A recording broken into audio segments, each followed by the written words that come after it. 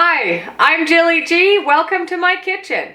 Today I'm going to show you how to make popcorn balls.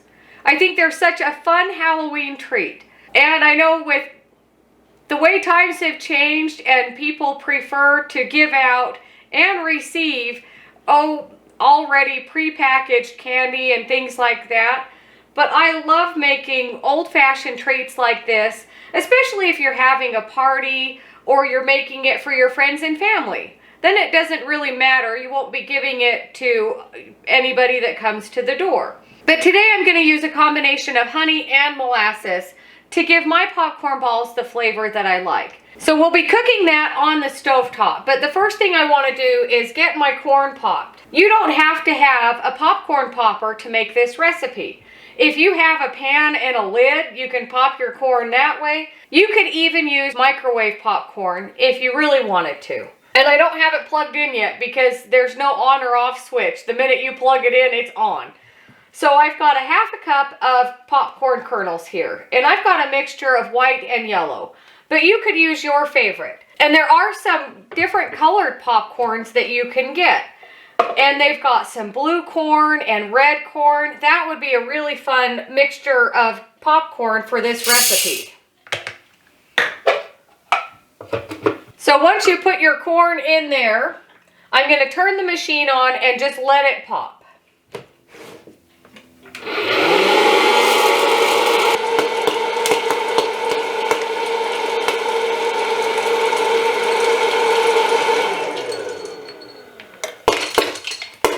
So once you've got your corn popped, I've got my really large bowl here.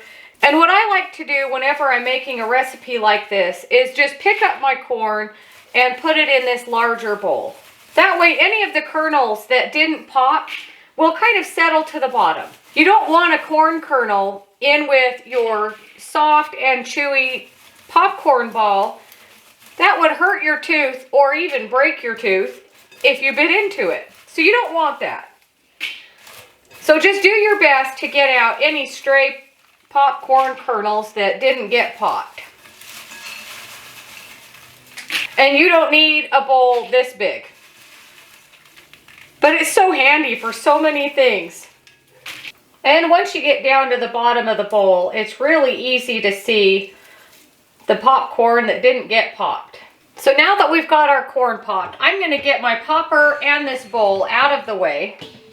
So now we're just going to set aside our popcorn until we're ready for it. And then I do have a cookie sheet here lined with parchment paper. You don't have to use parchment paper. You could just grease your cookie sheet really well. This is just to place our popcorn balls on after we form them. If you've ever made any kind of candy or anything like that, you do kind of need to work a little bit quick because you don't want the candy to harden up before you're ready for it to. So I always get everything ready before I even start cooking it. So my popcorn is ready. I've got a hot pan here, and then I've got 3/4 of a cup of butter. And I've got it cut up, and it is at room temperature. But we're not ready for that yet. And then I've got my large candy pot over here and my candy thermometer. And then I've got my ingredients for my caramel. So I've got 3/4 of a cup of honey. And then I've got a half a cup of molasses, a half a teaspoon of salt, 1 teaspoon of apple cider vinegar, and then a half a cup of water. So I'm going to turn this on medium heat.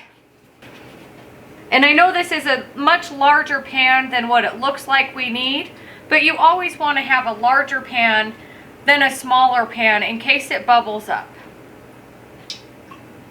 Whenever I'm using a candy thermometer, I always make sure it's in the liquid, but I can still fit my spatula or wooden spoon underneath it.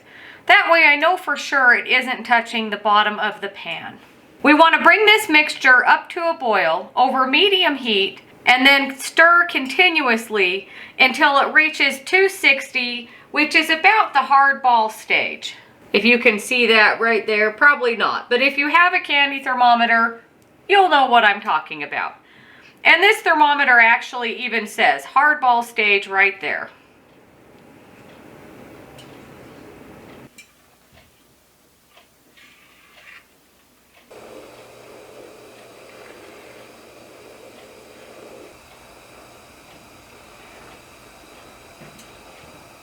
This is the reason that you want a bigger pot than you think you'll need. Just that little amount that barely covered the bottom of the pan is now almost bubbling to the top of the pan. And if you feel like it's bubbling too rapidly, you can turn the heat down to medium-low. And it does settle down, and then you'll be able to see where your temperature is on your thermometer. And I always periodically check that my thermometer is not touching the bottom of the pan.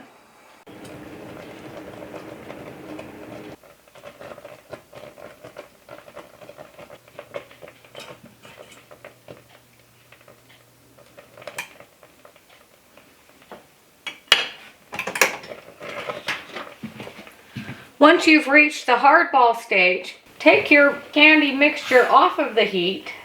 And while stirring, I'm just going to drop in my butter, a few pieces at a time, until all of the butter is added in and melted.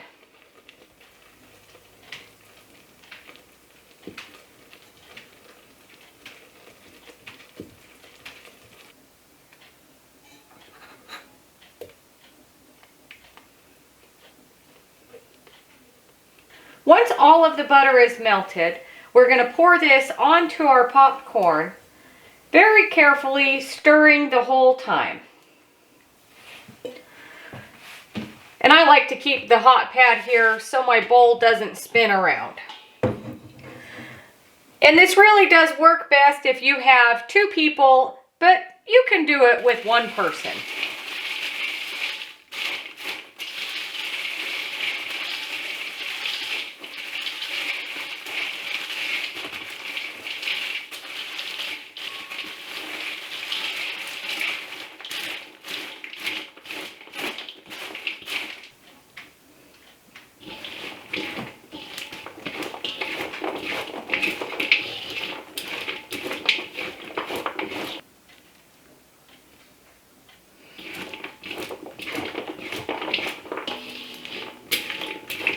Once you've poured in the last of your molasses caramel, just really give everything a good stir. Make sure everything is evenly coated.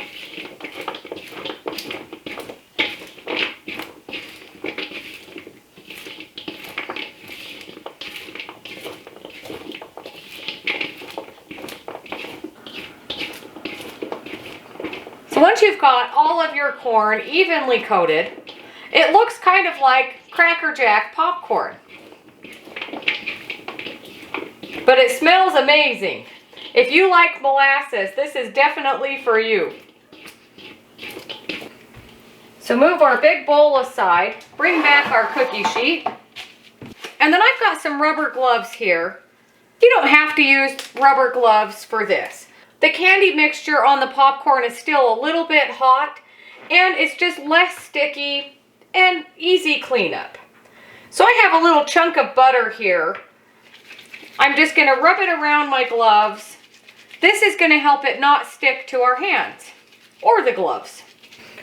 And then you just pick up a handful, and I usually go, maybe a little bit smaller than a tennis ball. But they're your popcorn balls. You can make them as big or as little as you want. And you do want to work kind of quickly. Once these start to firm up, it is harder to shape them into the balls. And then get some more butter if you notice it's getting a little bit sticky on your hands.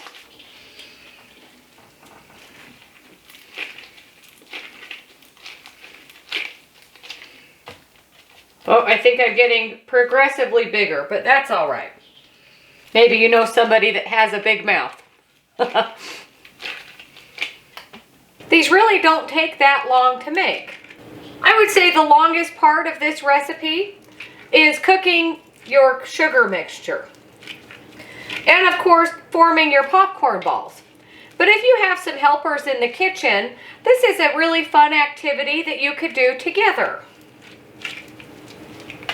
I'm going to move these closer together so I can fit all of them on my cookie sheet. I think I can get 2 more. So I got 19 popcorn balls. Depending on the size, I've got, a couple of little ones, a couple of bigger ones, but for the most part, they're all about this size. So you can put these in the fridge and let them firm up if your kitchen is really hot.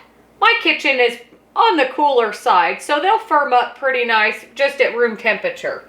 If I were having some kind of Halloween party, I would just put these on a platter on your table or somewhere that your snacks are, and then just let people help themselves. But if you're giving them away as a little treat to friends or family members, what I like to do, and these are just some little treat bags. You can usually get them at the dollar store, and they come in cute little patterns, and this one has pumpkins on it. Or you can even just get clear bags.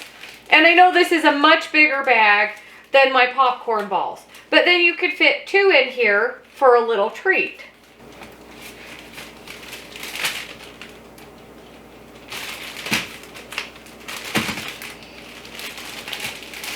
These little bags are also perfect for caramel apples.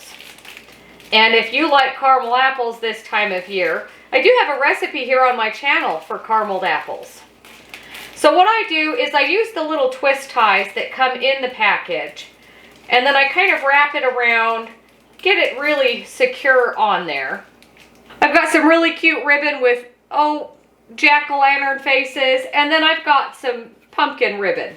Either one will be really cute.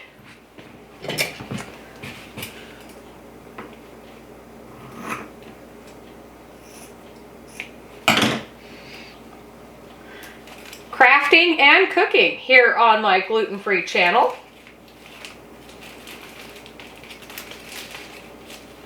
Maybe should have got a bigger piece of ribbon, but this will be all right.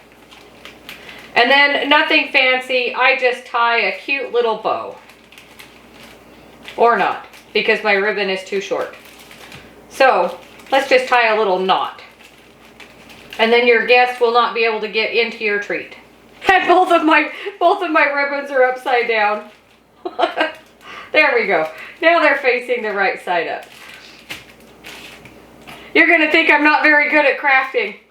Let's do another one with my other ribbon.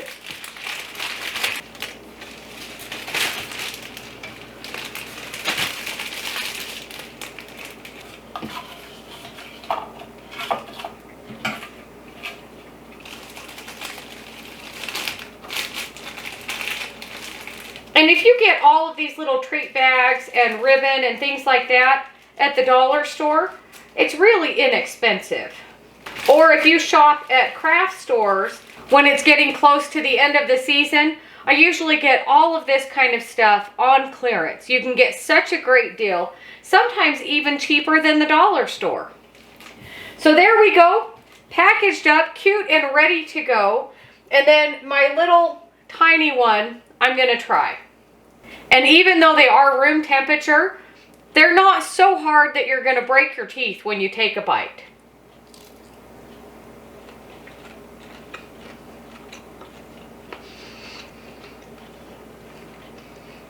So good. Soft and chewy, but holding their shape.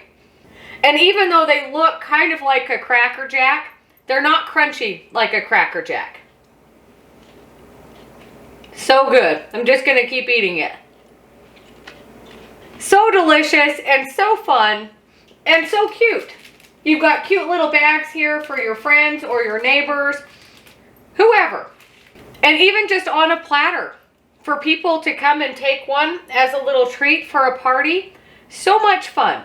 And you can also find little plastic toothpicks that are Halloween colored or whatever holiday color you're serving them for. I don't know about you, but popcorn always gets stuck in my teeth. So toothpicks are necessary when you're serving any kind of popcorn treat. At least I think so. Let me know if you make this recipe and what you think of it. Let me know if you had popcorn balls as a kid or maybe you used to make them. I think they're so fun and so festive. And I love the older recipes like this that people just don't make anymore. I still make them. Maybe you will too. But thank you so much for watching. Don't forget to like and subscribe if you haven't already. If you have any questions or comments, let me know, and I'll see you on the next one.